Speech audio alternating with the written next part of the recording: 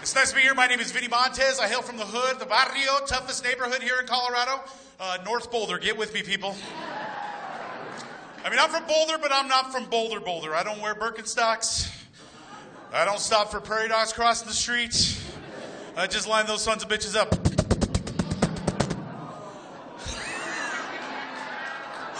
And every time I do, there's a Subaru driver that pulls up next to me. You can't do that. You can't do that. And that's when I go back to my traditional Mexican roots. Kiss my ass, puto. We got any Subaru drivers in here tonight? Sit out. It's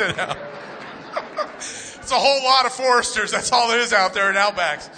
It's all good, man. I come from a non-traditional Mexican family here in Boulder. There's only 4 of us in my family. Lighten up, white people. We're going to have a good time. My 76-year-old mother is the ringleader of the family. She's 5 foot tall, less than 100 pounds, just pure lightning in her veins, all right? When I was a kid, I could come home with a compound fracture. She'd immediately revert back to the last time I was mouthing off, "Sí, mijo, and God punishes without a belt." I'm like, where's the love? Not here, mijito, not here. The weirdest thing that's ever happened to me, though, is growing up, my mom, in our culture, I think she wanted to be a police officer.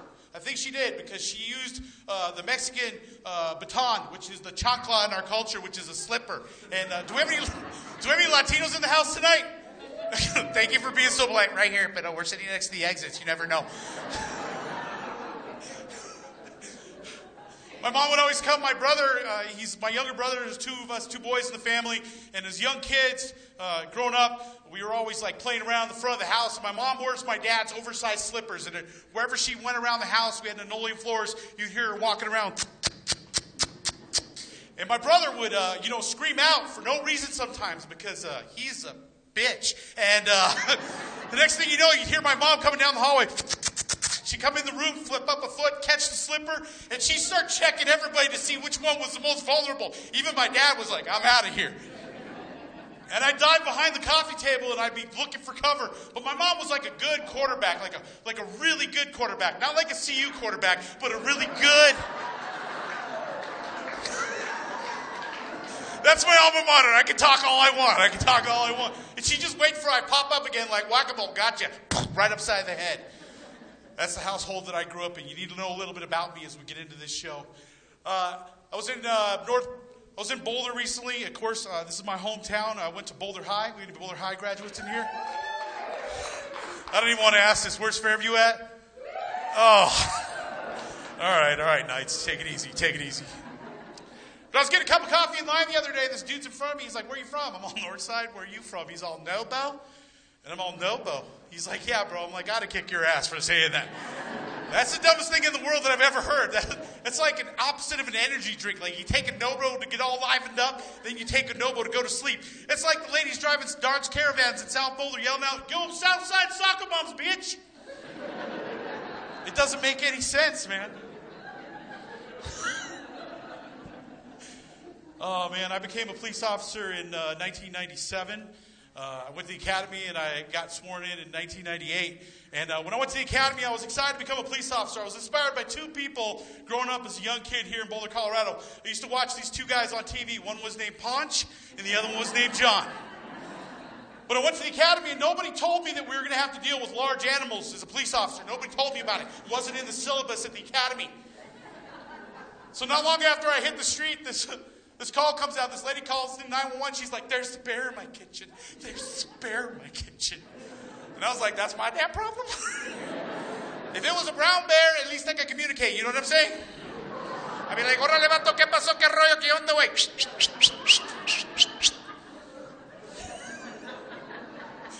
And the night that we got this call, I was paired up with one of the SWAT guys. His name is Sam. And he comes out of the station. He's like, "Yeah, bro, let's go get the bear, bro. Let's go get the bear." So Captain America and I are going to get this bear. And I leave him in charge of the siren. He plays one siren the entire run, 45 minutes all the way up to the top of the peak to peak. Running hot. I'm like, "No, what are you doing? One siren. It's the siren that I hate. The one that goes, doo-doo, doo-doo, doo-doo." Why do I hate that siren? Because every time I hear it, all I can think about is, dumbass. We come rolling in the driveway like Starsky and Hutch. Before I can stop the car, Captain America jumps out of the car, reaches back in, grabs the shotgun. He's all, "Shh, shh." And I'm all, "Bro, you cannot shoot a bear in Boulder County with a shotgun. The Subaru drivers will kick the shit out of you, bro.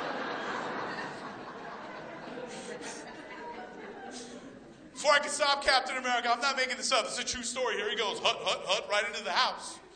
This is the very next thing I hear coming from the house. Here, bear, bear, bear, bear.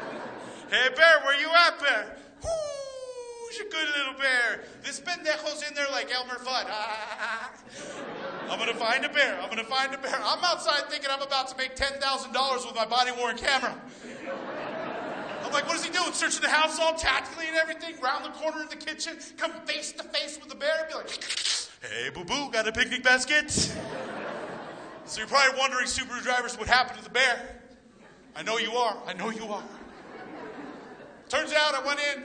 The bear was gone. Thank God the bear was gone. But I did a little investigation because that's what we do. And from what I deduced from my investigation is the bear got into the chip cabinet, ate an entire bag of kale chips, shit himself, and then went out the back door. If you haven't had that experience, welcome to Boulder. Welcome to Boulder. My mom, man, she's a trip, dude. She's like, mijo, I want to go on a ride-along. I'm like, oh, no, you're not. Oh, no. So, mijo, I'm your mother. I'm going on a ride-along. All right, you're going on a ride-along. So the night she rode along with me, I was like, I don't think this is a good idea. I was like, Mom, just stay in the car. Whatever happens, just stay in the car. We clear briefing. Right out of briefing, they send us on a call for a drunk guy at a park pushing around a bunch of kids. So we get there, I roll up. I say, hey, Mom, just stay in the car. Whatever you do, lock the door. I go up to the dude. I'm like, hey, bro, what do you say we go to detox tonight? No ticket, no jail. What do you say, brother? He's all, what? Let me tell you something, fat boy. I'll kick your ass, fat boy. My mother hears this from the patrol car. Out of nowhere, over the PA. Mijo, you need some backup?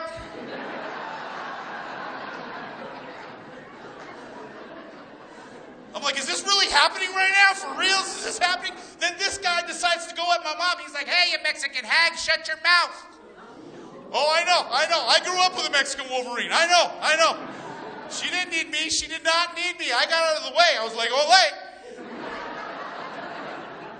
My mom called for her own backup, but she did it traditional Mexican style. She's all,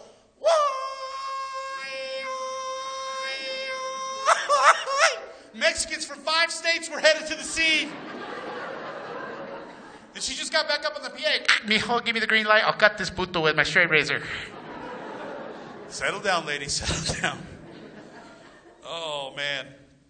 I've had a lot of weird experiences as a police officer, and probably one of the weirdest experiences that I've ever had in my life is working a large 420 event up at the CU campus. And I was like, man, how was this going to even work? So, it was overtime, so I just figured, I'll sign up. So I get there, it's 3 o'clock in the afternoon. There's already 10,000 people on the field, and it was just a cloud of smoke. What I didn't realize is you could get a contact high. More importantly, I didn't realize is if I get a contact high, I become Mexican Tickle Me Elmo. I was in the crowd for too long. Dispatch started checking to me. Vinnie, can we get a status? Are you in there?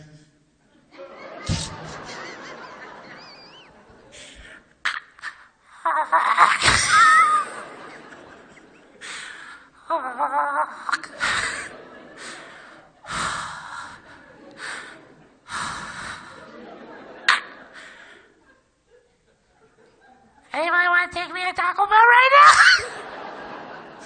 I'm not allowed to work the 420 events anymore. Oh, man. Taco Bell is one of my favorite things. I know you look at me, you're like, yeah, we know. I love Taco Bell, man. But Taco Bell got me in trouble one time. Anybody else in here like Taco Bell every now and then? But see, you're normal, rational people. You pull up the little drive-thru. They're like, what can we get you? You're like, maybe a 1, number 1, maybe a number 5, whatever your preference is. When I pull up to the little black box to order my order in uniform, especially when I'm in a patrol car, they're like, sir, welcome to Taco Bell. Can we take your order? I have to act like there are more people in the car that are actually in the car. I'm like, yeah, we would like a 12-pack of tacos. Sir, how many drinks is that going to be for your party? 1 Diet Pepsi, please. Now, Taco Bell really got me in trouble one time. One of the ladies I work with, she's a self-professed yogi instructor. And I don't know nothing about yoga. Nothing about me, family, says anything about yoga. You look at me and go, this guy doesn't know nothing about yoga. And I didn't. In front of all my colleagues one day, she's like, you know what, Vinnie? You need to go try some yoga. It really tighten up that midsection, make you a lot more healthy. And when she did that in front of my colleagues, I was left with no resolve other than going and doing it. So I said, okay, I'll do it. So what I thought I was doing is going to the local yoga studio, and I'm not going to mention the name where it was at. And I signed up for what I thought was introductory yoga. No, accidentally signed up for hot power yoga. And for those of you who don't know what that is, they put you in a room about the size of this stage, mirrors all the way around. It lasts for 90 minutes. And if that is not enough of a torture session, they turn the thermostat all the way up. Well, my mother raised a young man to be prepared for any endeavor that I choose to take on in my life. So I believe it's important to prepare. So on the way to that day of hot power yoga, I stopped at Taco Bell and got a special order. Oh, yes, I did. Yes. 3 meat and cheese burritos with extra cheese and onions, and 3 soft taco supremes, and as many fire packets as they would give me.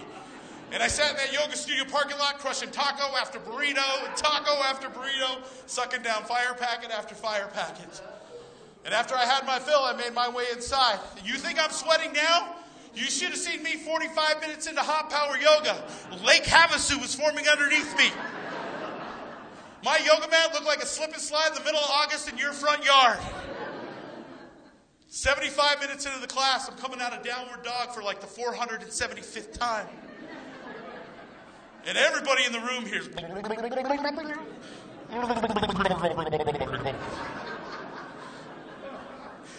Don't you act like you haven't been in that situation. Every single person in this room has had that little cramp. You start to cold sweat and you're like, no. And as I look up from my yoga mat, I see Misty, the teacher, no longer teaching. She's looking right at me. And ladies, you know how you can communicate with just a look? You just have to look. Telepathically, she was like, not in my classroom. So I just had a little self-help coaching session. I'm like, Vinnie, just keep your shit together. You only got 15 minutes to go. And I'm just like, I need to clench. 87 minutes into the class, family. 3 minutes to go. And Misty chooses the final pose. Out of all the poses she could have chose, warrior's pose, tree pose, whatever pose, she chose child's pose. For those of you who don't know what child's pose is, allow me to demonstrate. The cannon was locked and loaded.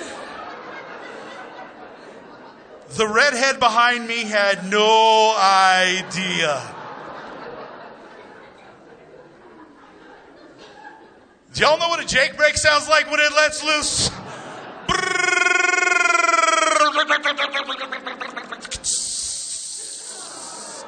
Everybody was running from the room. Ah! Subaru drivers were yelling out, I can't see! I can't see! One Prius driver exclaimed, I tasted it! I tasted it!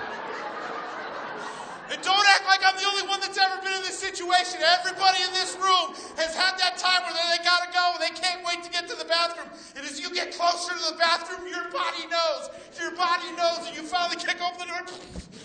Get out of the way! You finally get to the toilet, you're like, oh God.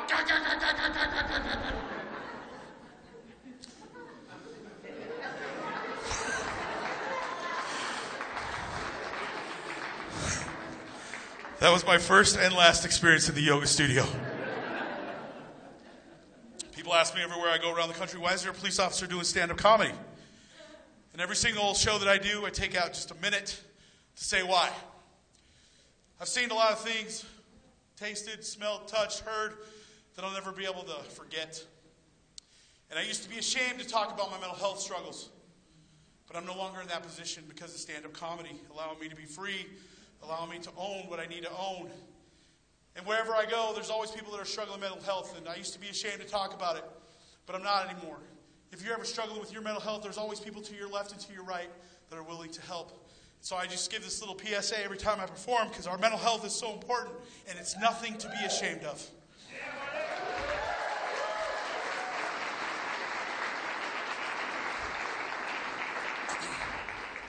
I don't take myself too seriously. I think you're learning this about me right now.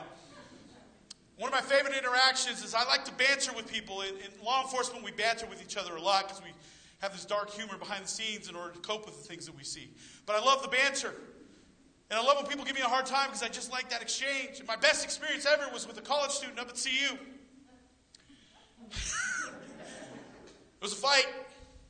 I was close, so I got there. But when I got there, I didn't see anybody fighting. I just saw two young guys on the corner. And I got out of my car, I'm like, hey, did you guys see a fight?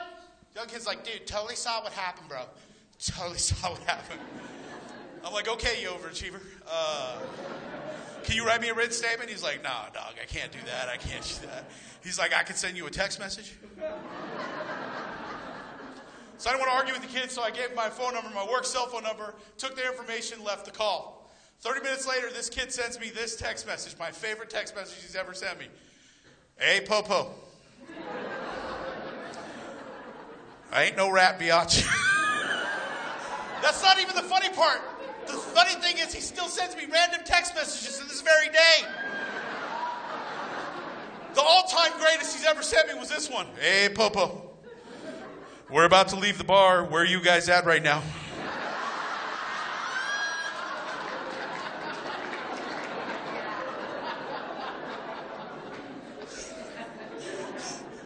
"30 minutes later, yo, Popo. We made it home, but we're out of beer. Can you make a run?" I can't wait till I see that kid one day. I'm going to be like, high five, bro. That's awesome. High five. You're going to jail like a son of a bitch. Oh, man. Life is just too short. Oh. If you're married, let me hear you make some noise. Nice. Are you guys together? Does he ever sing to you? No, he doesn't sing to you. Okay. I think in order to keep relationships kind of fresh and warm, I think we need to step up and sing to our ladies every now and then, you know what I mean? But if we're going to sing a song, you can't take like a Josh Turner song and sing it wrong. You got to do it right. You can't be like, baby, lock the doors and turn the lights down low. Put some music on that's soft and slow. If you're going to do it right, you got to do it right. You got to sell out. You're like, baby, lock the doors and turn the lights down low. Put some music on that's soft and slow. Baby, we ain't got no place to go. I hope you understand. You guys are with me. Like, nope. I also want to come up with a new law in the United States. I think if people call 911 for a dumb reason, we should be able to make them sing out their problems when us cops arrive on scene. This lady called 911 because her boyfriend wouldn't load the dishwasher. That's not a 911 call. It's not. But if under those new laws, if I was able to be on duty when that happened, I'd be like, give me that call. I'd show up, ma'am, what's the problem? This son of a bitch can't take one dish out of the sink and put it 3 feet in the dishwasher. I'm sick of it. I'm out of here. And I'd be like, bro, you got to bring her back, but you got to sing it out. He'd be like, what? I'd be like, hit it. He'd be like, I know you want to leave me, but I refuse to let you go. If I have to beg, please, for your sympathy, I don't mind, 'cause you mean that much to me. Ain't too proud to beg. Oh, now you sing. Oh, now. But you know the lady's not going to be outdone. She's going to come right back to the door. Tell me what you want, what you really, really want. All right, let's see who we got in the audience here real quick. He lives in a pineapple under the sea. All right, that was pretty good. We got any 80s fans in here? I'll be the judge. Here we go. Whoa, we're halfway there. Dun, dun, dun. That's awesome. All right, white people, this one's for you. Sweet Caroline, good times never seem so good. Wow, now you guys are ready to go. Got karaoke afterwards? Everybody be joining? Oh, man. I love my Mexican people, my raza. Where's the Latinos at again here tonight?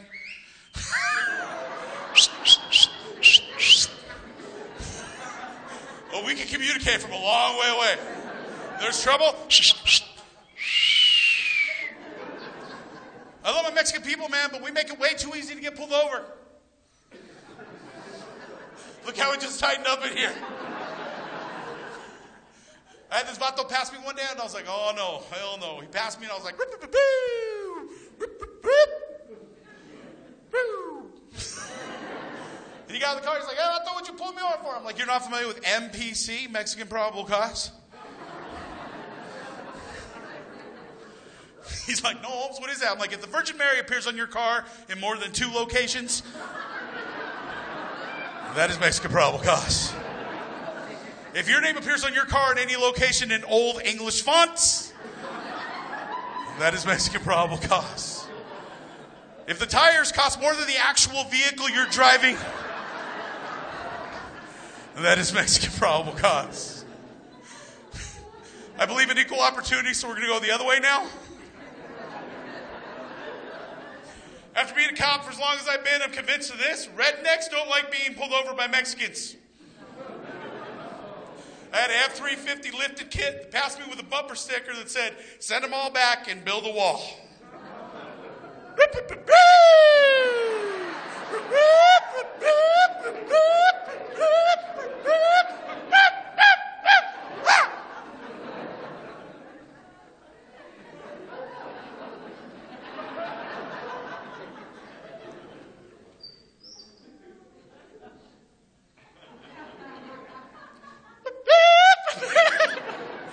And I waited for that truck to come to a stop on the side of the road. And I got out of my cop car confidently. Woo! And I'm not a trooper, but just for these occasions, I carry a trooper hat with me. And I marched up next to the side of this truck, and I waited for that window to come down. And when it did, I hit that dude with machine gun Spanish. He said, you get out of the truck, sir. So for some reason, this dude's now hanging out in the back of my squad car. And that's when I hit him with the Mexican music. Y volver, volver.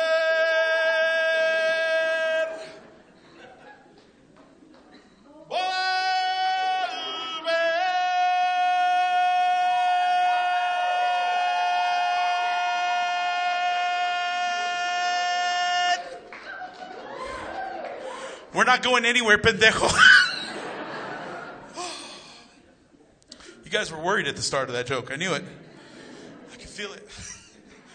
I can feel it. Oh, my goodness. My better half, she's on a Viking cruise right now in Europe with her family, and they're having a good time, but I love her very much. Her name is Katrina. She's my better half. She's awesome, but she likes to argue at the most inopportune time in the world. I love her, but she always just has that one thing about her that she likes to argue at the most inopportune time. You're like, whatever do you mean? Let me just paint you the picture. It's the middle of the night. It's 3 o'clock in the morning. We're doing my favorite pastime, sleeping. I want to be 50 years old next month, and every time in the middle of the night, I got to get up and go to the bathroom. It's a thing. But I have that little debate, because I'm underneath the covers. It's nice and warm. It's nice and cool in the room. And I'm like, do I get up? Do I not get up? Do I not get up? So I'm like, I'm getting up. And I wander down the walkway there, and I go to the bathroom. I don't turn on a single light in the house. Why? Because I'm a professional. I'm on my way back to bed when from downstairs I hear crash, kaboom. So I stop and I listen, because there is criminal activity afoot. And from the bed I hear, babe, did you hear that? Babe, did you hear that? To which I replied, shh. And about 10 seconds of silence went by, and then I heard, did you just shush me?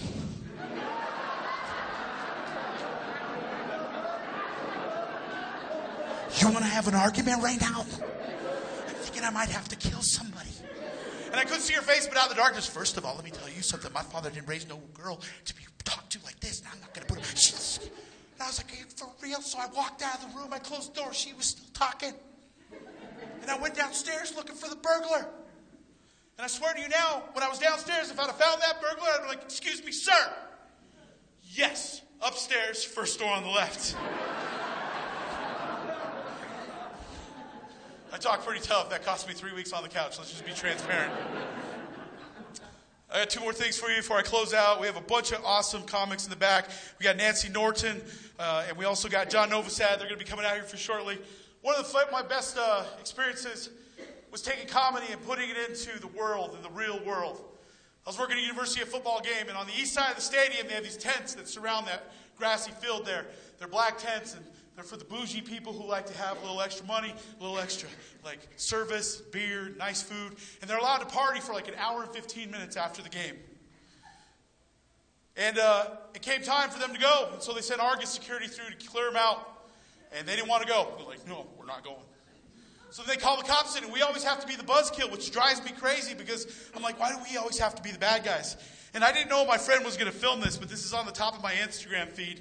So you can check this out. This is not made up. I was like, I got this, guys. And I didn't know one of them was going to film this. But I decided to reenact one of my favorite characters in comedy. And he's not a stand-up comedian, but you probably know him. His name was Chris Farley. So I decided to go into full character, and I walked up to this group that was, they're just partying away. I'm like, ladies and gentlemen, can I get your attention for just one moment, if you don't mind? Apparently y'all are having a good time drinking beer after beer after beer after beer. Well, it's time to go. So if you don't start making your way toward the exit in the next couple minutes, I promise you one thing's going to happen by the end of the night. Your ass is going to be living in a van down by the river.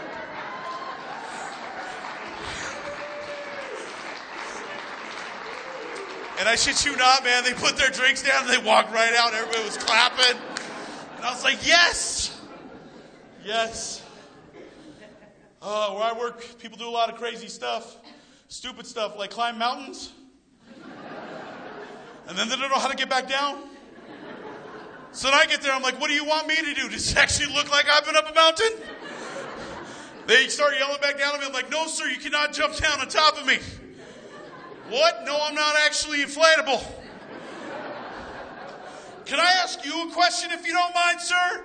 Is that your Subaru in the parking lot? Boulder, Colorado, I'm Vinnie Montez.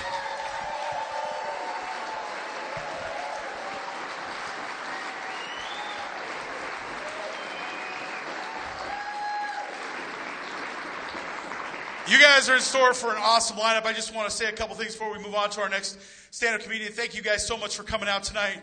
Stand Up for Nederland was a dream that only came possible because of a bunch of people, and I just want to give them a quick shout-out real quick. First and foremost, the Dairy Arts Center for helping us get this space. Thank you very much. Community Foundation, Boulder County, where all the funds are going to that are going to help with the recovery efforts up in Nederland. I want to say thank you to John and Nancy, the 2 comedians you're going to watch, joining us tonight because they're doing this for free, just like I am, because we believe in this cause and we want to help out our fellow community members up in Nederland. So big round of applause for them for helping out.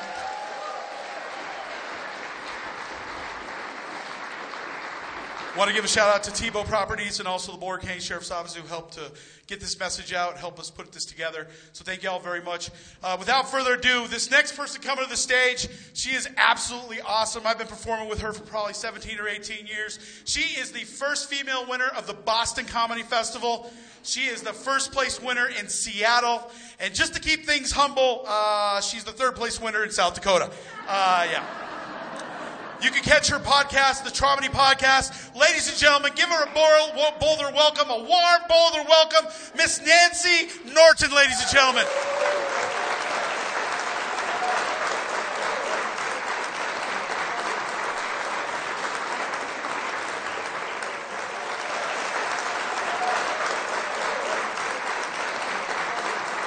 Dude, he was sweating like he was in that yoga class again. Did you see?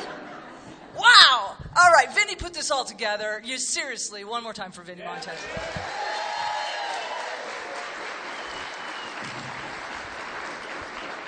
Thanks for being here. And who's from Nederland by applause? People from Nederland? Give it up for the Ned people, everybody. Give it up for the Ned people. Thanks for making the drive. Were you tailgating me down the canyon today? I'm the one that you passed on the double yellow.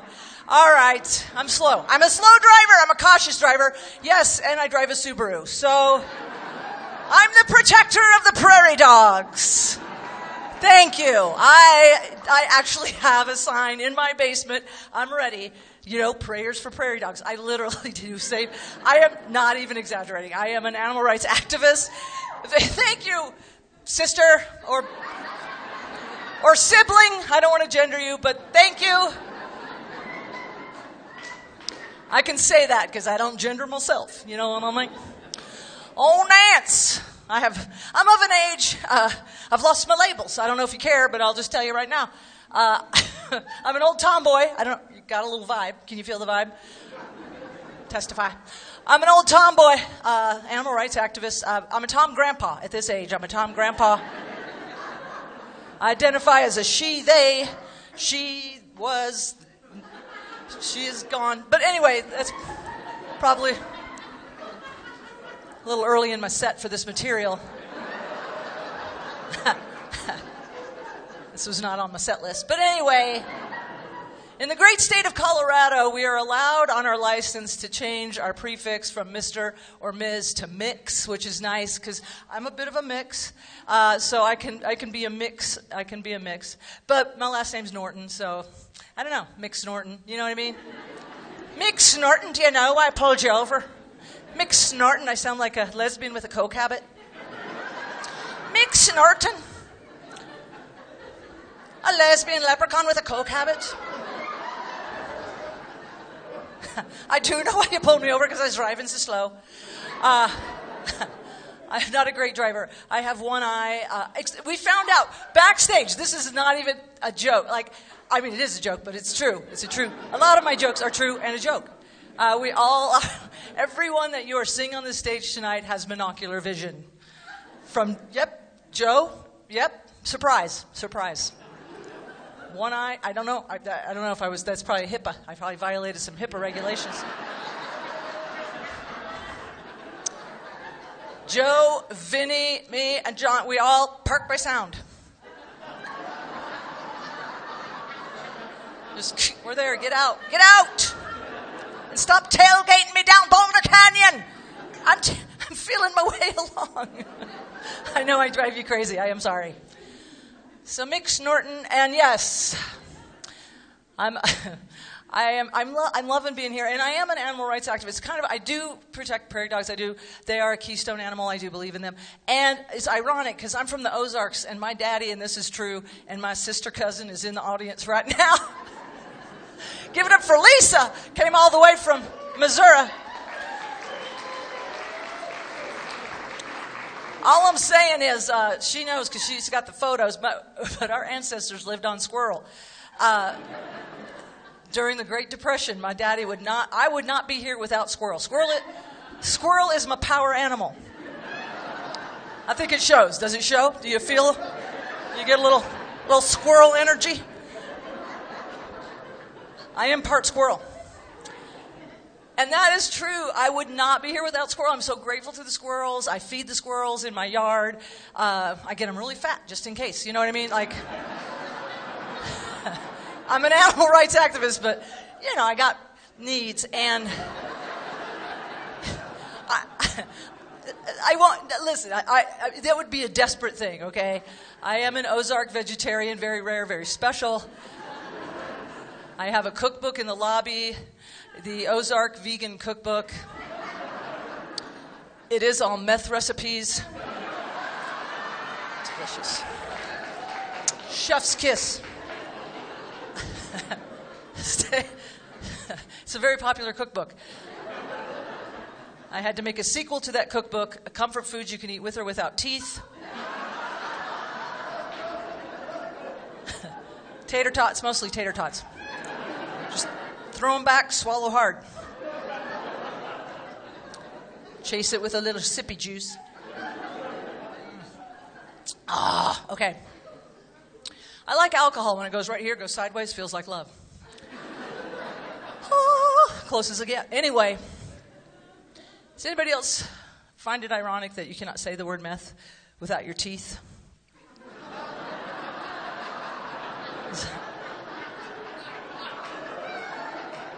Body wisdom.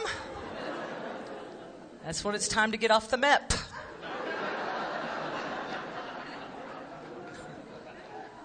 Let's heal. Let's heal together tonight. We're healing our community. It's so nice to be a part of this, you guys, really. This town, this stage I've been on so many times doing activist theater. I don't know if any of you ever came out to Vox Feminista shows, but I was Lesbo the Clown for many years.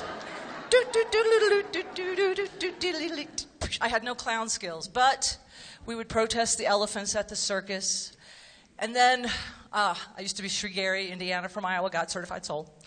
And I can heal y'all tonight if you want. I channeled some energy. It was a satire, but watch out what you mock, because you will become that, you know what I mean? So now I'm here to heal. So let's heal. Let's do a little free Reiki. Are you guys feeling it? Let's do it. Let's high vibe together.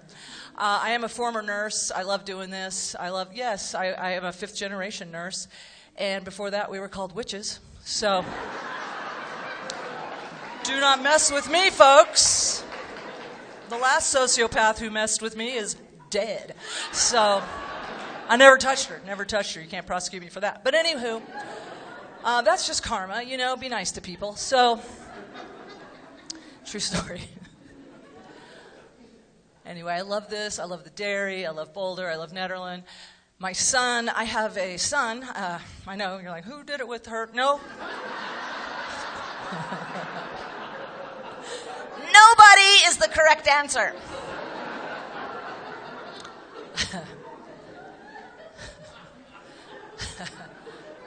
I was married for 11 years, but I could not get pregnant. My partner had a very low sperm count and 0, testicles anyway. And 2 large, beautiful breasts. And, come on, Diane. Anyway, could not get me pregnant, but I have a beautiful son. I adopted. He is adopted, although, as he says, I bought him. And I know some of my fellow adoptees are here, and if you're adopted, yes. Oh, are you right here? Oh, my gosh, I got cataracts, so I have no idea who I'm talking to. Is that Heather? No. What is your name? Shaz? Oh, I like your name. That sounds very Boulder. Did you give that to yourself? I love that. Henceforth, I shall be known as Shaz. Fuck Sharon, she's dead to me. Behold Shaz. I'm jealous. Was it Sharon? I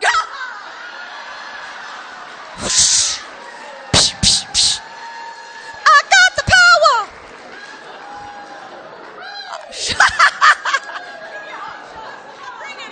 Bring it in. Dang, I want to change my name. All I got to is Nance. That's as far as I got. I don't have the courage to go all the way, Shaz. Maybe you're inspiring me. We can be whatever we want, whoever we want. Wow, except for me. Nance, that's as close as I get. Nance, that's my tomboy name. Also, it has a different vibration than Nancy, because when I hear Nancy, I hear my mother saying, Nancy Norton. What is wrong with you? Oh, I gotta drink my shame juice.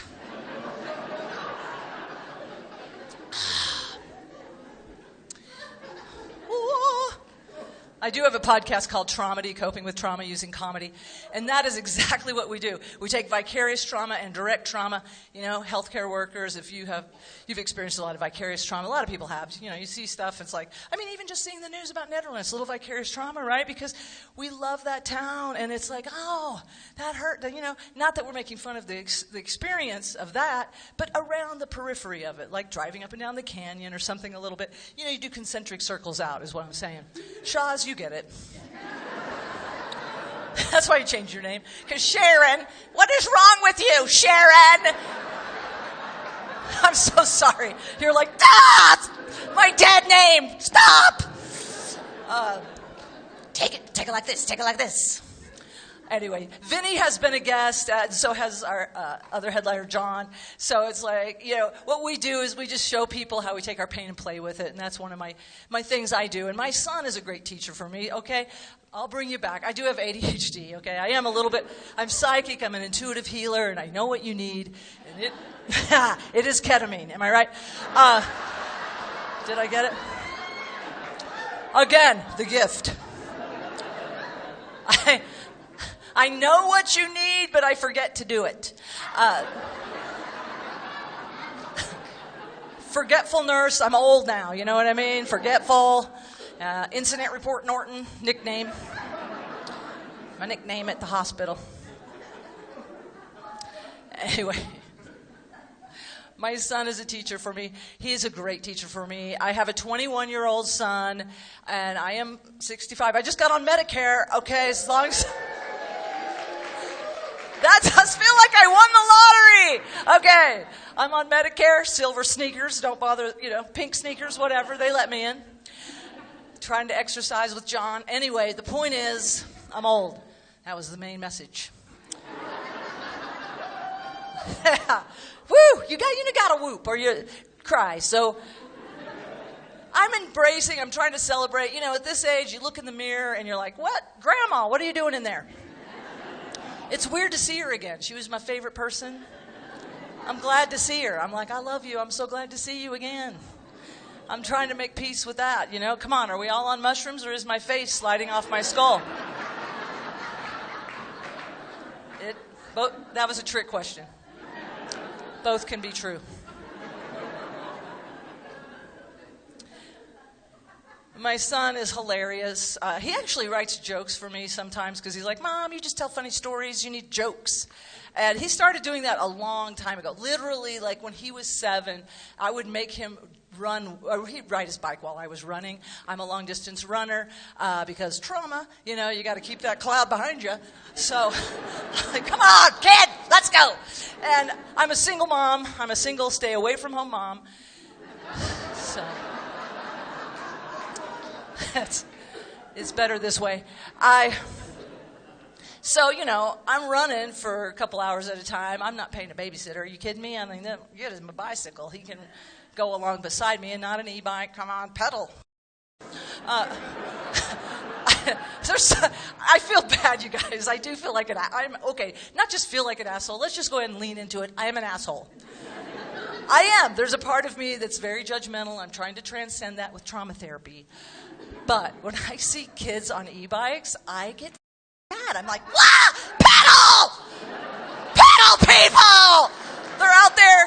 Come on, little e-bike gangs. Has anybody encountered the e-bike gangs? All right, this is it. We're taking action tonight. Boulder, we're city council. Are you representing? Bring it up at the meeting. Make them pedal. You can't make these kids, at least they're outside. Let's just be grateful. I am glad they're outside. I'm glad they're on, they're feeling the wind. They're, and they are enjoying their power, in my experience, because they have scared the shit out of me a few times. Because, I'm running with a lazy eye, and I'm like, oh, they're coming. They're coming quick.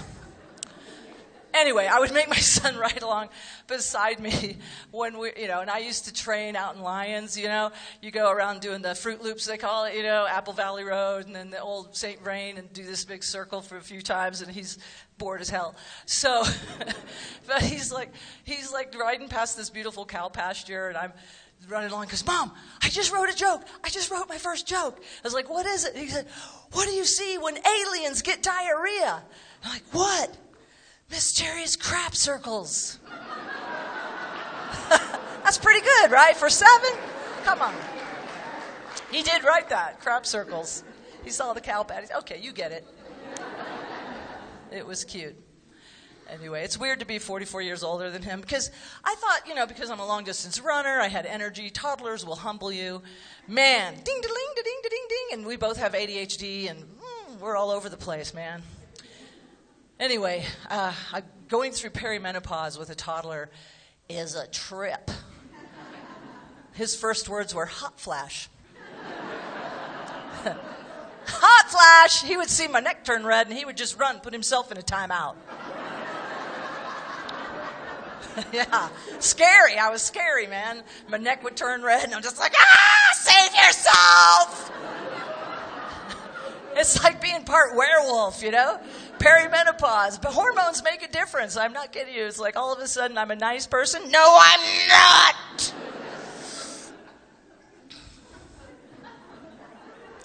Then they outgrow the timeout. That was a sad year. Remember that? They outgrow the timeout, and you lose your power. You had a false sense of power. You know, like, do you need a timeout? Young man, do you need a timeout? Used to have a little sense of power, just a little bit, you know. They would behavior mod, you know. Then that year of like, click, nope, that's not working anymore. It's like, do you need a timeout? Yeah, I'll go to my room. I live there. I live there. I have a guitar and a computer. This is a parenting tip for the night, kids. This is free. Don't do a timeout. After that age, you have to do a time in. Yeah, that's old Nance tip for you. Not listening? Hey, young man, you going to empty that dishwasher? You want a little time in with mama? You want a little time in? You want a little time in with this? You know what that means? We're going to play Scrabble. Scrabble scares my son. He's terrified of the boredom. Come on, we're going to do long form, challenge, dictionary. All the tiles will be gone. Come on, sit on this sofa. Then we're going to binge watch some Downton Abbey together. Where are you going? Hey, I got sherbet.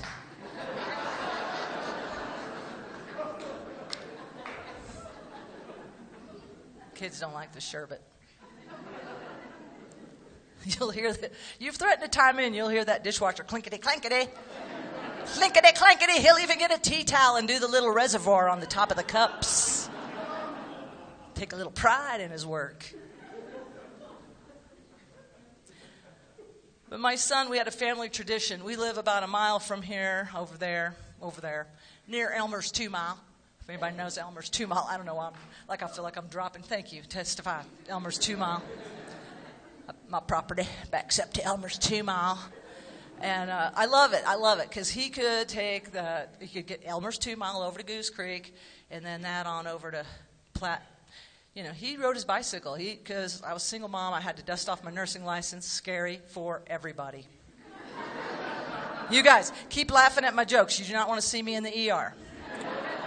You don't want to roll in there and it's old Nance doing CPR from 1983.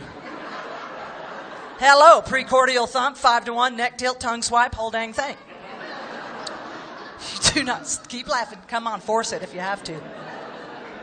So I dusted off my nursing license, which was really, I had not worked as a nurse in 13 years. I'd been touring as a comedian, and I then, adopted this beautiful baby from Nepal. I cannot even believe that the universe gave me this beautiful Buddha light into my family. And then I'm like, I got to go back to work because I, partnered with I have a type, you know what I mean? Like, drink my shame juice. I think I already mentioned that. My type is sociopath, but I know, that is sad. I have to make a joke or it hurts too much. Whew. But anyway, so I'm a single mom, and he's riding his bicycle to school. And it was cool because he could go all the way to Platte Middle School with, crossing one road, like Pearl Street, I think he had to cross. And literally, it's so cool in our town that you can get around on a bicycle, isn't it? Even if it is an e-bike. Even if it is an e-bike, okay? We still love you, e-bike people, but pedal once in a while. Anyway, just take it from Nurse Nance. It'll be good for you. But their other tradition on the weekends was we always got season passes to Eldora. Because, and I love a season pass to a ski area because I'm not a morning person. And maybe this will make sense, because I'm frugal. And I do not like getting up. And if I pay for a day pass, I got to make the most of that. I'm going to be up there at 7 in the morning, and I'm going to be crabby because I do not like mornings. And I'm going to stay till closing because I paid for it. I'm that way. But if you get the season pass, you sleep till 10:30. Get up, have some coffee or tea. I like a little Earl Grey with some oat milk. And then, and then take that little, 30 to 40-minute drive up the canyon. And the best year was when he could finally put his own ski boots on. And this is a fun family tradition. And this happened every single winter from the age of 4 till probably maybe freshman in high school, or maybe the year whenever he got his license, he decided he was too cool to do that. But the point is, it was every year of going up there. And so it's a big heart for us to go through Nederland. And, every time, now I'm going to get choked up, but it just means a lot to me that town, Kathmandu restaurant was there. And is it still there? Because I haven't been to the Kathmandu in a little bit, and that's where my son's from. And then we would stop at the backcountry, not from the restaurant. Is that what you're laughing at? He's from the restaurant. I adopted him. He was in the back. He was washing dishes, and I grabbed him like a football and ran. Come on.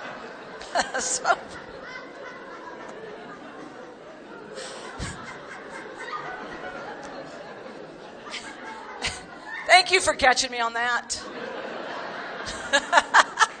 But we would half the time go there and the other half to the backcountry pizza, right? Yeah, he really preferred the pizza, I'll be honest with you. Okay, so it was just every time. That was our family tradition. So, when that fire happened, it's the end of an era. But there's a new beginning, obviously, but it's just, I want to give you respect for that. And my cousin Lisa and we went up today. I said, I want to go up and pay respect and just kind of feel, and I wanted to introduce her to the town because she had never been there. And I got to introduce, and we went to the Carousel of Happiness today. I rode a llama today, y'all. I was on a llama. Man, again, closest sex as I have been, but that was, come on. And Bert was there. You guys know Bert. He was running the Mighty Wurlitzer in there, playing Ring of Fire, which was my sociopathic ex's favorite song, which was I was like, woo, she's like coming at me from the other side. I don't know what was going on, but I was trying to make peace with it. And there was a healing. I believe that was a healing for me, because it's like nobody's all bad, so close. No, but seriously, I would not have had the courage to go to Nepal without my ex. I didn't think I could do it by myself. I spent 6 months in Kathmandu. But the point is, there we were, and Bert telling the story, and that Scott Harrison, the creator of the Carousel of Happiness, was out there at 3:30 in the morning hosing down that structure, saving that structure. And I don't know, it's just like, wow, this gets real. And we just loved hearing that story, and then going over and getting our amethyst bracelets over at Nature's Own, And you got Bert's book, and we just wanted to go up there and spend some time, and she just loved that town, and I did too. And then I met a man. This is what's cool about me is that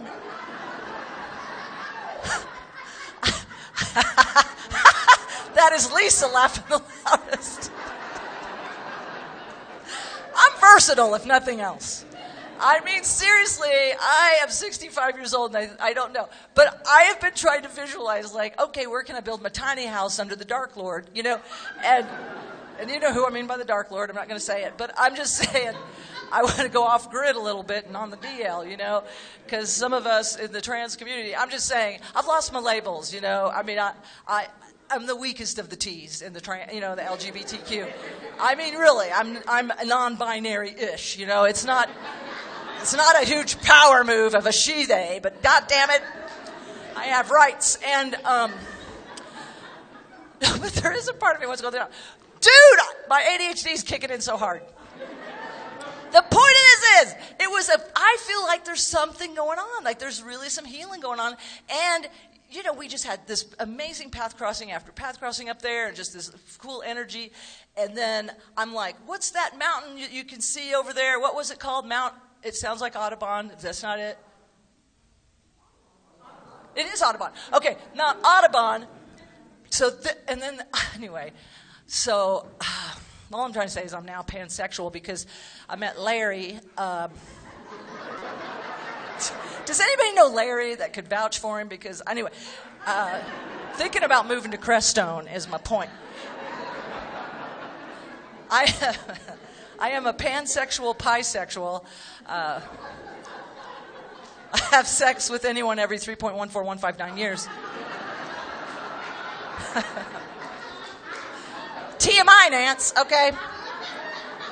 I'm way overdue. I am trying to revive parts of me that have passed on, and I'm taking estrogen and testosterone, so I am mansplaining things to myself.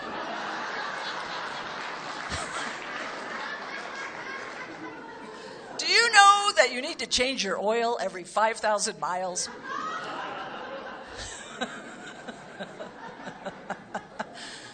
anyway, it could happen.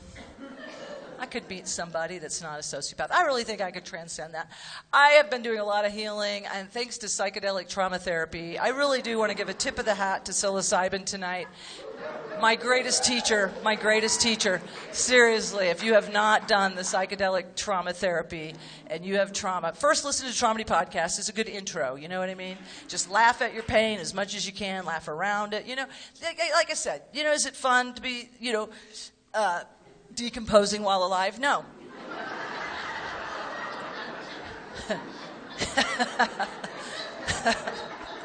But if you can, you know, make fun of it, you know, instead of a comforter, just get a pile of leaves. I'm my own compost, and all I ask is that you put me on the purple flowers. Yeah. Yeah, you just take your pain and play with it. That's what Charlie Chaplin said, and that is the model. The motto of Traumedy: take your pain and play with it. That's what I like to do. I like to show people, you know. And seriously, the body does change at this age, and I'm here to, as a nurse, I just am like, hey, listen, it takes a little prior planning to make sweet love, is what I'm trying to say. Don't be ashamed. Take your time, guys. Get your little blue pill. I'll get the coconut oil. You know you need that coconut oil. Come on. It is an arid climate down south. You got to have that. It's like, you got to have it. You got to have it. And I'll tell you this, do not make love under a ceiling fan. That could be how that fire started up there.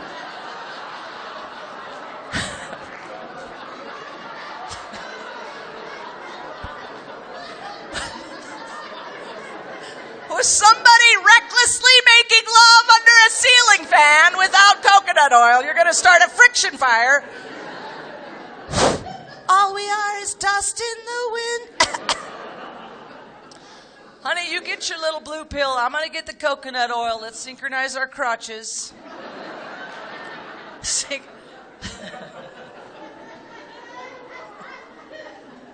We'll meet back here in 45 minutes to an hour and pretend it was spontaneous, which it is because we have short-term memory issues. Did you ever forget the plan? Yeah. You took the pill, you forgot why. You forgot what. You know what I mean? Like, what are you going to do for 45 minutes? You're going to make yourself busy? You're going to go mow the yard? What are you going to do? Do some tiling? Be careful. Don't be out in the yard, Get in trouble with the law, and you can fall and break it. So be careful. I'm all about safety first. I say just stay in bed. You know what? Take your little blue pill, get your coconut oil ready, stay in bed, read a book. I'm reading World War II novels right now because I want to be ready. And I want to be part of the resistance, and I've got to have my plan. Thank you. Let's be part of the resistance. Let's be part of the resistance. We're doing our best. And I'm just saying, I was in this really tense part of the book with this World War II, this U-boats, and then the U-boat surfaced next to me. I think you know what I'm talking about. The U-boat surfaced, and I had a startle response. I was like, because it was enormous. It was ridiculous. And I saw it with my good eye, and I was like, it scared me. Because there's I'm so sorry. That is ridiculous. I cannot accommodate that in my in my dry dock. You know what I mean? There's not enough coconut oil in the world. And I hate waste, but I will give you your copay back on that pill if you need a copay back on that pill. Did you take 2 pills? Do you need 2 copays? What happened? Did you overdose on it? I don't. Captain, permission not to climb aboard. And then I realized I still had on my reading glasses.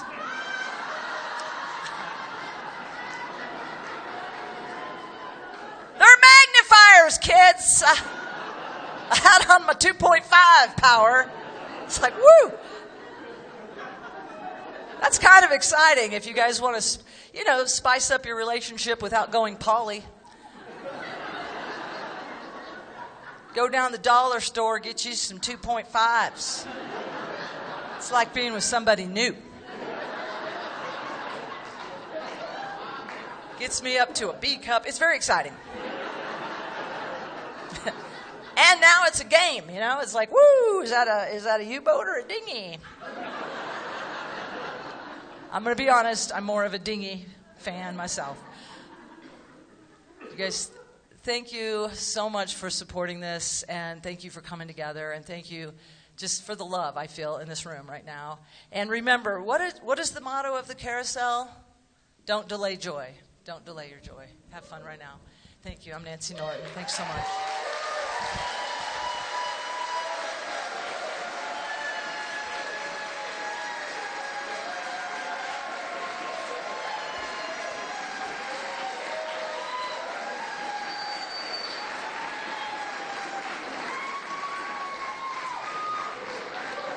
I'm not milking it. I just think Vinnie is in the restroom or something.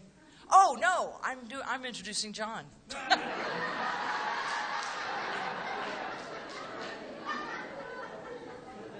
I forgot the plan. Oh, Nance! Forgot the plan. Out of here milking applause. Thank you for that applause. I hope you're applauding yourself, because this is a shared experience. To me, it's like an ice sculpture that we create together. Stand-up comedy is not necessarily about me, not necessarily about you. It's about us. You know what I mean? It's a we experience. So I hope you know that's what we're doing. We're having a we experience. And thank you again for being here. And are you guys ready for your headliner tonight? All right, are you excited for your headliner tonight? Let's do this. Oh my gosh, our headliner tonight is a dear friend of mine. We've known each other for many years, probably over 30 years. And you may have seen him. You've seen him a lot. He's just one of our favorites. He has been on The Late Show, The Late Late Show. He's winning festivals all over the place. He just won Big Sky Festival just a few weeks ago. He's still just working it. And he's headlining Comedy Works South tomorrow. So if you know somebody that needs to see him tomorrow, you want to see him again tomorrow, you can see him again tomorrow. Huge dairy welcome right now for John Novosad.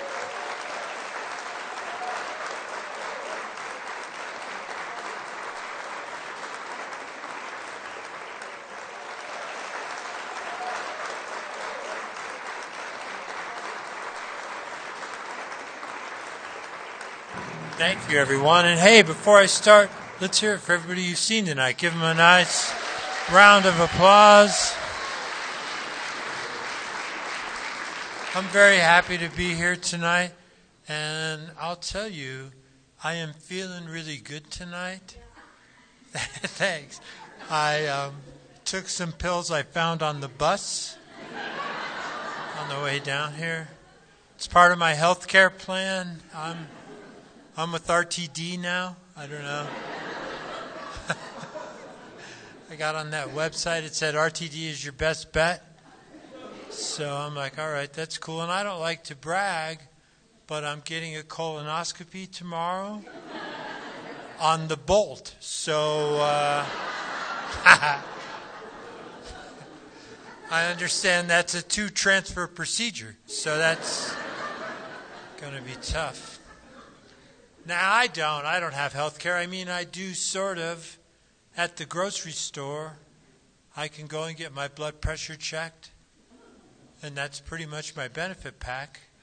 But it's a PPO, so I can go to any grocery store across the country. And I just found a doctor who works at my local grocery store. And I'll say this before I go any further. I'm from Boulder. I don't think that comes as a shock. I don't think you're looking at me like, I'll bet this guy's from Castle Rock, you know. It's fun to do the local references. But I found a doctor who works at my grocery store, which is at Safeway over there at 28th and Iris. And he works in the deli, so, you know, it's one-stop shopping. He's already wearing those weird plastic gloves. I'm like, hey, I'd like a pound of provolone and a prostate check if you don't mind. I learned to always order the cheese first on that transaction. Wow. Thank you, left side of the room. I think that's people without health insurance, and I don't know, maybe Republicans over here. But no, I'm a registered Republican because I just like showing up to the meetings and freaking them out, you know? Yeah, I'm supposed to be here. When I tie my hair back, I look like that guy on the nickel, you know?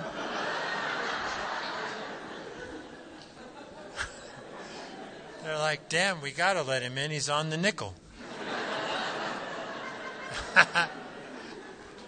So, and I'll tell you, I travel doing this, which is good, and you have a lot of time to kill during the day, so I like to make my own fun.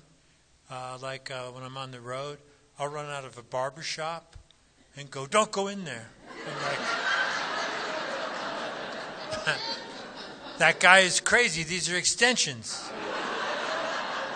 Run for your life. And I like to do the weather door to door. I'll just knock on someone's door.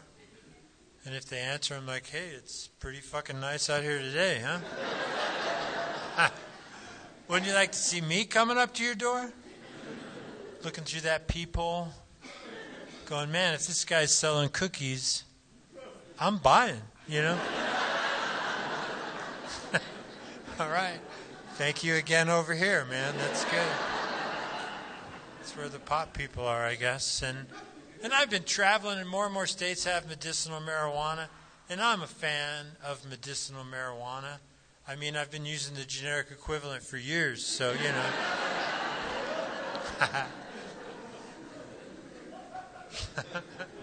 So, and I was talking about health care, health insurance and stuff, and I have a new part of my act called Today's Topics, which, deals with topics like health care.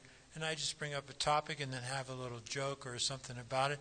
And I was doing a show very much like this, and some guy stood up in the back of the room and was all angry, and he goes, what gives you the right to talk about today's topics? And first of all, I thought, man, what a weird place to draw a line in the sand, To call bullshit on a stand-up comic, I'm like, all right, but... And I'll tell you guys what gives me the right. I was getting a newspaper delivered in my apartment, and I hadn't ordered it, And so these newspapers start piling up. So I call the newspaper office, and I'm like, hey, I'm getting a newspaper, and they put me on hold, which I thought was weird. I'm like, how busy could they be in 2025 in a newspaper office? But then they came back, and I said, I don't think I have a subscription. And the guy goes, yeah, you don't have a subscription. So I was like, well, tell your guy that, because these papers are piling up, So then I'm walking through my apartment, which surprisingly enough looks just like this. I have really high ceilings, a big curtain. So I'm walking through there, and in my head I go, what am I going to do with all these newspapers? And just out of nowhere, out loud, I said, read them. And that's what qualifies me to talk about today's topics. So thank you for sticking with me on that. That was a long way to go. But here's an example, I believe in global warming. I don't know if you do or don't. I believe in global warming. And I think the big problem is oil. And it's not that we need to conserve it. We need to use it all up. Because they're not going to do shit until it's gone, So, knowing that, I bought a 78 Buick Electra. And I put it up on blocks, and I'm running it 24/7, man. Yeah, thanks. And I'm doing it on stolen credit cards, because I'm trying to bring down Bank of America, too, man. They're bringing me down with that $39 late fee, I pay my bills on time, but every once in a while I'm a little late. my Bank of America payment. They socked me that $39. So I pushed every button to where you could finally talk to a customer service rep.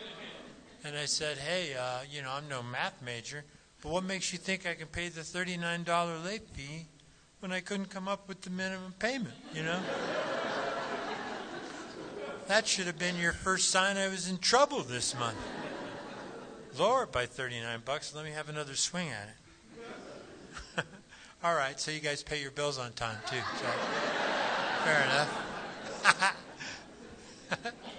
That one made me laugh, so that's good. Now, here's another topic, though, and that is the national debt. And every time I hear a politician talking about the national debt, the number one thing they always say is, I don't want to see our grandchildren paying off the national debt. And I'm like, I do,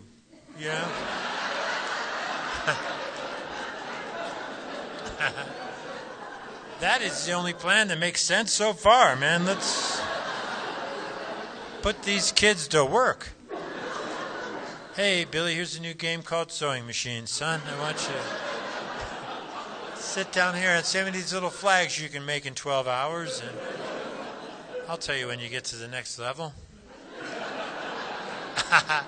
It's a whole new scoring system. Well, and this is Friday, and I keep thinking it's Saturday, and I keep thinking tomorrow is Sunday, but that brings up the next topic. And I tackle the tough topics in today's topics. I'm not going to lie, man. The next one is religion, And I think you should be able to worship however it is you choose to worship. I choose to worship this empty beer bottle that I found in a vacant lot in Denver at 15th and Platt, if you ever want to go there and check it out. But I came back the next day and it was full, Oh, don't get ahead of me on this one. Come on now. So I thought it was a miracle. Until I tasted the beer, and then I was like, wow, this tastes like bum pee. And then I looked at the label, and sure enough, it was a Coors. So, wow. That joke was like a roller coaster ride, man. Now, I want to talk about sports a little bit. Sports is another topic. And the only sport that I really like is the NFL. I'm an NFL fan. And, of course, the Super Bowl is the big game, And this is a true statistic about the Super Bowl. During Super Bowl weekend, Americans eat 1.4 billion chicken wings during those 3 days. That's according to the National Chicken Council and their annual wings report. And I swear there's an annual wings report, and you have to become a member of the National Chicken Council to read the annual wings report. So you can imagine I ponied up the money to become a member of the National Chicken Council. And that's why I was late on my Bank of America payment.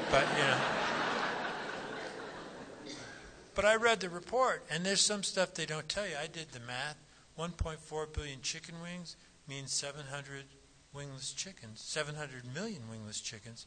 So I'm like, where the hell are all these wingless chickens? Do you ever see them on sale at the store after the Super Bowl? That's my question, and I know you guys are not big wingless chicken people either, so that's kind of funny. But I like that joke.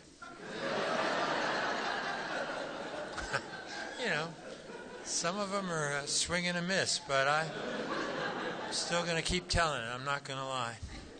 Now, I've been traveling quite a bit, and I don't like to brag, but I was recently in Des Moines, Iowa. And Des Moines is an old French word for shitty location. But, they were nice there in Des Moines, and I did well. And I flew to Des Moines because I've got that kind of money. So, and this is exciting. I almost joined the Mile High Club on that flight to Des Moines. So we made it to 2,600 feet, and I was done. But I'm thinking next time I'm going to wait until after the plane takes off to get the ball rolling, We were in boarding group 4. I'm like, let's start now, honey. What the heck? And you guys seem to like math jokes too, so I've got another math joke. We're on standard time now. I like daylight savings time better, but you know when we go from daylight savings time to standard, they say you gain an hour. But that's not true. I came up with a plan where you really do gain an hour, and it's called daylight driving time. And here's how it works. You drive 95 miles an hour in a 65 mile an hour zone for 205 miles. You have picked up a fucking hour, you know?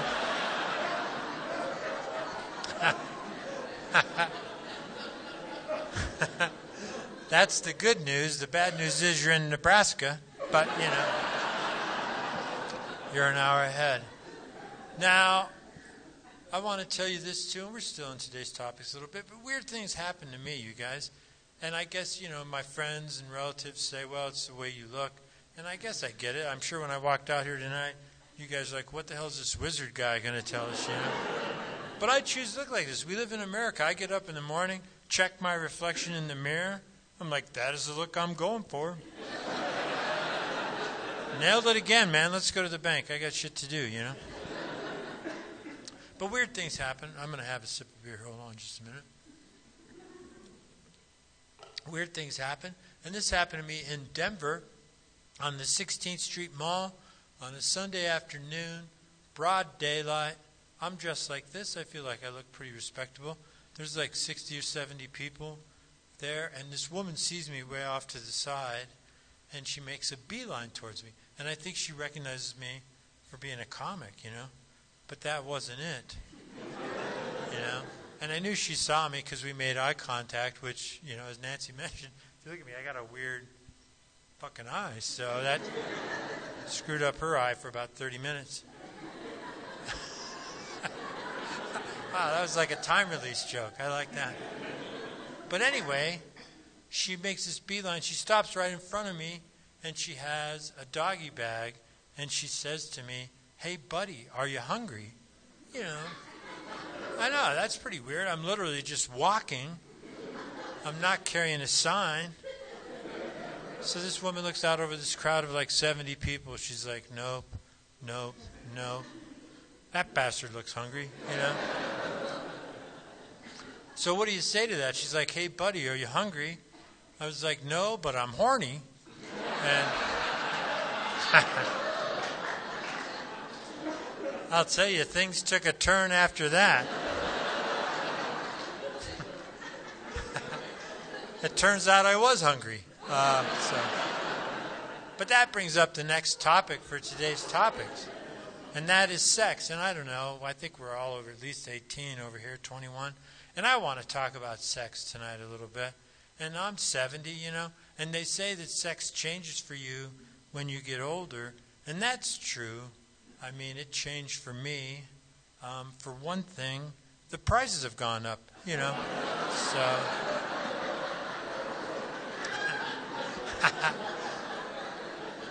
and now there's talk about a tariff. So that's pricing me out of the market, you know. And my friends are like, you should buy American. I'm like, I'm not going to do that. That's my favorite joke. Now, I still want to talk about sex a little bit, you know. And if you were wondering about me, I was married. I was married for 15 years, and I've been divorced that long, even longer. And they say that your sex life gets boring when you're divorced, and I can attest to that also. That's true. I mean, I don't know any other way to say it. The other night, I fell asleep while I was masturbating, and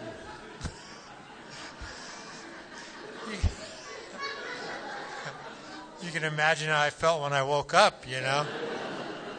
On the bus, it was weird, man. And the driver pulled over and said, hey, you're going to have to get off here. I was like, give me another minute, I will. I think I'm going to need a transfer. Now, I do want to check my watch here really quickly because I'll tell you, another 15 minutes and I have to call my doctor about this erection. But we're good. That's just a reason for me to look at my watch. But I wanted to tell you, I do have an album out called Jokes I Can Only Tell Here. And when I travel to these places, I'll write jokes about a specific area and then tell them that night. So I thought it would be fun to do a Boulder, Denver version of Jokes I Can Only Tell Here. And I have a few notes here so I don't forget them. But let's try this one, and we'll try this right off the bat. You know, because we're still in sex, and this has, I'm not going to lie, this has a little sex in it. But some of you are looking at me like, didn't we see this guy in the alley before the show? And that was me, man. I write these jokes in the dirt and then come in and try them out. That wind kind of fucked me up earlier today. No, so a lot of guys have nicknames for their penis. I have a nickname for my underwear. I call it the ballerina.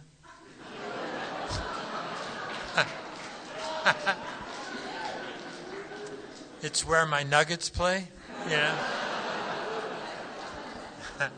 See, that's a joke I can only tell here. And I'm from Boulder, and Boulder has some weird laws. I'm sure a lot of you live in Boulder. They have some weird laws. They have that sugar tax, 2 cents per ounce on any drink that has sugar in it. And I get it, you know. Wow. I hope that's not a disgruntled city council person. Holding it back, that fucking guy. But I just think that's a weird place to draw the line, you know. I enjoy a soda every once in a while, not that often, but I enjoy a Coca-Cola. If you're looking at me like, I'll bet this guy's a Mountain Dew guy. Wrong, man. But all I'm saying is if I go up to the checkout and I have a 12-ounce can of Coke and they go, hey, it's going to be an extra 24 cents, I'm not going to be like, I'm out, man.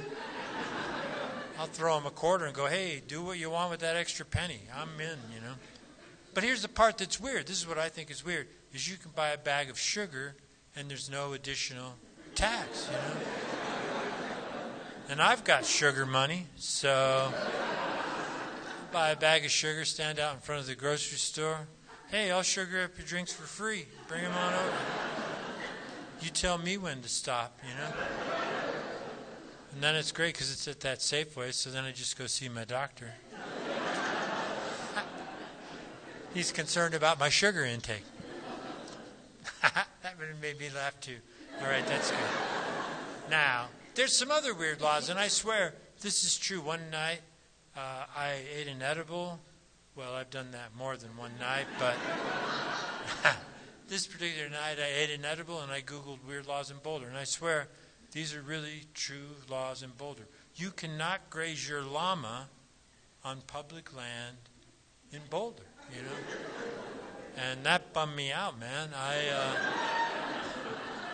had to have a heart-to-heart talk with my llama. I was like, I can no longer afford to feed you. You can't graze on public land. You're free to go. So if you're ever wandering around Boulder and you see a llama, that's Bobby, you know. Try to get him on some private land. All right. Next up, and this is true too, you cannot own a dog. Wow, look at that. Something just flew out of my hair. I think that means it's going to be an early winter. I don't know. My head is like the Farmer's Almanac. No. All right. I'd like to sing a number right now if I could. Did you guys hear that, or was that me, man? I think I'm supposed to take a pill now. I don't know. This joke about the dog's never going to work, but we're too far in now. You cannot own a dog in Boulder. You can only be a guardian. And I love that thought of the, guardian of the dog. But I'm just saying, I thought back over time, and I've probably owned 5 dogs over my lifetime. And I'm pretty sure that every dog that I've ever owned, when they came up to me and looked at me, they weren't thinking, does this guy fucking think he owns me?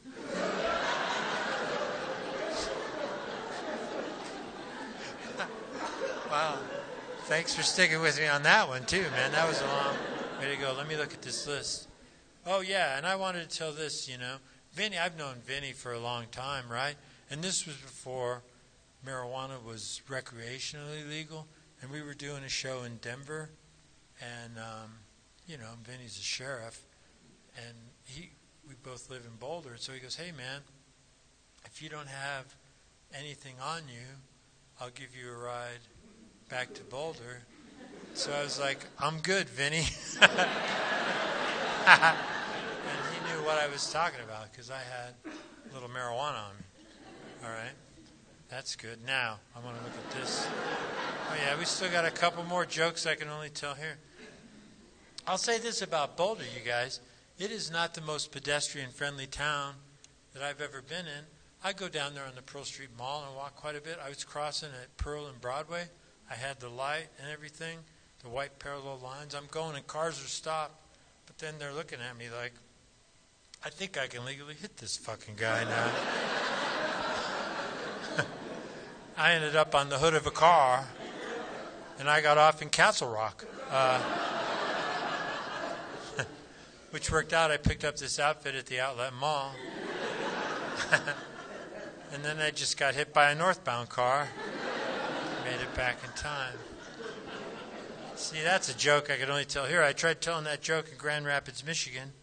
They didn't get it, so I was like, all right, well, get out your phones. Go to Google Maps. Look at the directions from Boulder, Colorado to Castle Rock. And then picture me on the hood of a car for that amount of time. And I think you'll have a pretty good laugh. All right? Oh, this next one is a humdinger, too, now. This one.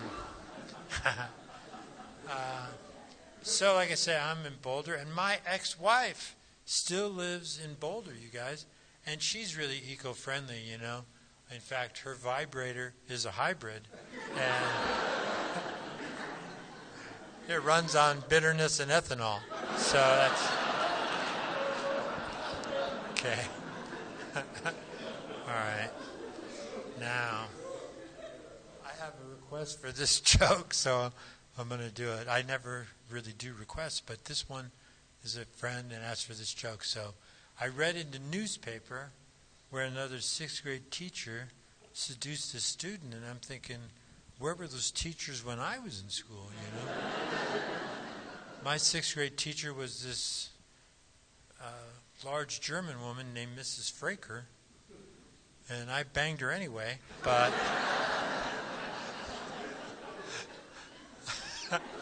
I got a C- that semester. I'm like, what do you have to do to get an A in this class? Once I found out, I'm like, hey, I'll take the C-. Thank you very much. Now, I want to talk about this next, And I go for a lot of walks. And I don't know what it is about the way I look, but people who don't even know I'm a stand-up comic feel comfortable enough to come up to me on the street and say things to me like, Beetlejuice, Beetlejuice, Beetlejuice.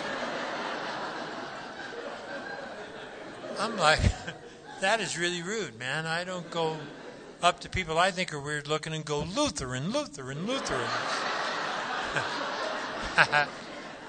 I don't know if you've ever hung out with a pack of Lutherans, but it gets weird after a couple weeks. And I like that term, pack of Lutherans. It sounds like cigarettes you'd order on Sundays if you want to smoke. You're like, make it a pack of Lutherans. I'm smoking for the Lord today. Now, I don't know how long you guys have lived in Colorado. I'm not with the census or anything. This isn't some weird undercover thing that Joe Nagoo set up. No. I'm not with Dodge or Doge, whatever it's called. But do you guys remember when you could not buy liquor in the liquor stores here on Sundays, right? And you still cannot buy a car on a car lot in Colorado on Sundays. And that was my favorite thing to do, man. I would get up bright and early on Sunday morning, get all liquored up. Let's go buy some cars, you guys. And I am a fan of buying liquor on Sundays, because it makes church service fly by. I'm like, no red wine for me, Padre. I'm drinking Fireball back here today. I figure that's where I'm going. I might as well get used to it, huh? Wow. Thanks for your concern about my soul. I really appreciate that. Now, I've got another joke. Well, I could tell this joke anywhere. It used to be a joke I could only tell here. But I want to just look at these notes really quick. But I want to talk about this thing here. These bags. These reusable shopping bags. And I got to put the mic in the stand and rearrange some stuff. It's like a weird magic trick. I'm doing a big distraction over here. And then, boom, there's an elephant over there. But I couldn't get the elephant on the bus. It was another fare. Back to kicking ass one person at a time. All right. No, but I want to talk about these bags. And, you know, they want you to use those reusable bags. And if you don't, they charge you a dime, you know, for one of these bags or a paper bag.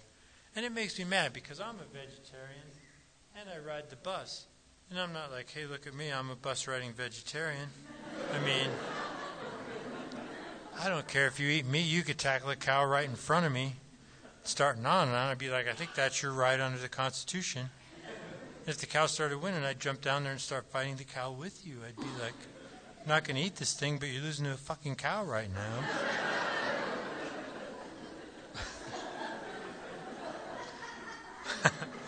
And I'm not a vegan. I'm lacto-ovo, which makes it sound like I want to be spanked by a large German woman. And I do. But that's not what it means. So, you know, I go to the self-checkout when I go, and it says to me, how many bags would you like to purchase? And I hit 200. And the guy was like, you didn't mean to purchase 200 bags, did you? And I said, yes, I did. And I threw down a 20, and I made him count out 200 of these, like I was in Vegas. And then I was like Oprah at the checkout, you know. I was like, you get a bag, you get a bag, you get a bag. The manager comes out and he goes, sir, you can't do that. I said, yes, I can. This is America. I bought these bags. I'm doing it. And it turns out I couldn't do it. There was a lawsuit, and I'm no longer allowed to shop for groceries in Boulder. Which is a bummer, because that's where my doctor is. Now I'm going to pick up this stuff. I'm going to get going here in just a minute. You guys, it's been so much fun. And give yourselves a round of applause for coming out and supporting such a good cause. Thank you all so much. I still have another...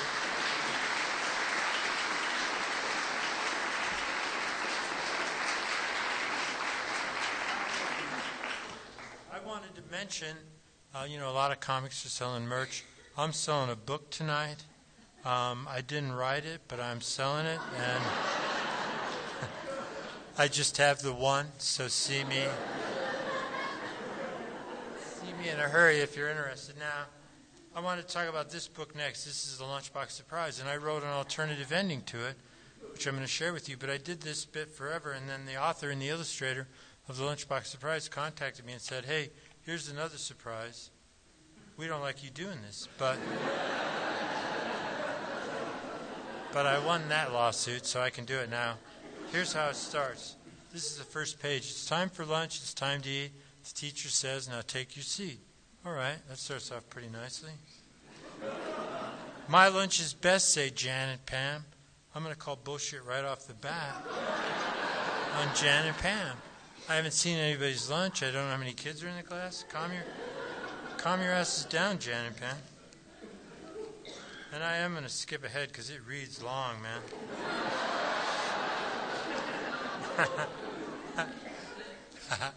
Pam has soup. Dan has ham. I'm giving it to Dan, even though I'm a vegetarian. Max has chicken, rice, and peas. So I'm guessing Max is Lebanese. You know, I just hope he has his paperwork in order. That's all I'm saying. But Sam has nothing, not a spot. Sam has nothing his mom forgot. I know. It takes a weird turn, man. I'm like, what the hell is Sam's mom getting into that sending an empty lunchbox to school? Sam is surprised, Sam is sad, Sam is hungry, Sam is mad. I don't blame him. He might be pissed too, you know. Now, this is the part I wrote. Sam's mom is a bitch. Thank you all so much, you guys. Keep supporting live comedy. Take care. Thank you.